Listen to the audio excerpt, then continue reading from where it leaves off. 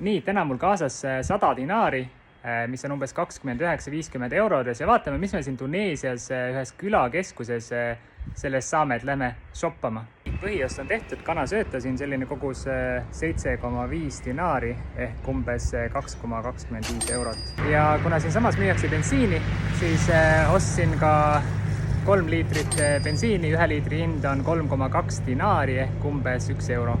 Nii käisime ka siin kohaliku lihuniku juures. Ostsime sealt kalkuni rinde üle poole kilo ja 20 talumuna, kokku läks meil seal 23,4 dinaari ehk umbes 7 eurot. Ühest teisest poest ostsime 2 pudelit vett, 4 pikka saia paketti, 2 pakki riisi, 2 pakki küpsiseid ja 3 pakki niiskeid salvrette. See läks meile kokku umbes 6 eurot. Siis oli aeg palvuseks külamošees, kus ühispalvusel oli umbes 2 rida palvetajaid. Väike peatus kohalikus kohvikus ja paneme proovile selle koha turvalisuse. Jätame kõik asjad, mis me ostsime, jätame siia ATV peale ja vaatame, kas tagasi tulles on ka kõik olemas.